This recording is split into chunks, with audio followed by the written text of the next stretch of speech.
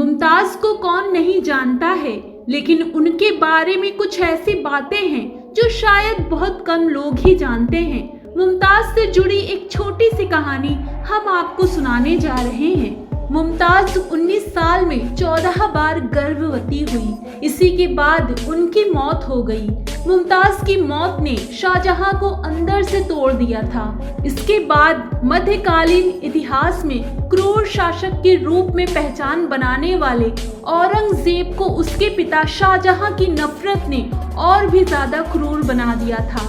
शाहजहां के बुरे बर्ताव की वजह से उसकी क्रूरता बढ़ती गई और औरंगजेब अपने सगे भाइयों से भी नफरत करने लगा। ये बात औरंगजेब पर आधारित पुस्तक द ओशन ऑफ कोबरा के लेखक मुराद बेग ने बताई। उन्होंने ये भी बताया कि औरंगजेब ने चित्रकूट, गुवाहाटी आदि स्थानों के 30 मंदिरों के रख रखाव की व्यवस्था के 8 गांवों का राजस्व निश्चित कर रखा था। वैली ऑफ वर्ड्स के सत्र में मुराद ने बताया कि शाहजहां ने अपने बेटे औरंगजेब को कभी पसंद नहीं किया। वजह ये थी कि जब शाहजहां की पत्नी मुमताज गर्भवती थी तो उन्होंने सेब खाने की इच्छा जाहिर की। शाहजहां दक्षिण युद्ध पर थे, वहां पर सेब उपलब्ध नहीं था। सेब को तलाशते समय शाहजहां के पास एक फकीर आया। उसके हाथ में 2 सेब थे।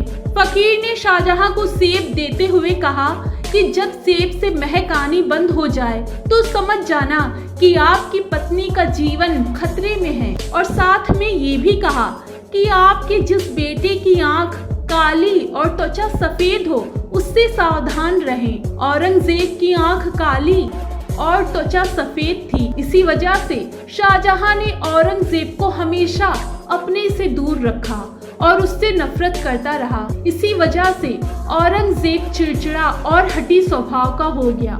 मुमताज की मौत के बाद औरंगजेब अपने पिता शाहजहां से और भी ज्यादा नफरत करने लगा, जिसके फलस्वरूप वो शाहजहां की हत्या का षड्यंत्र रचने लगा।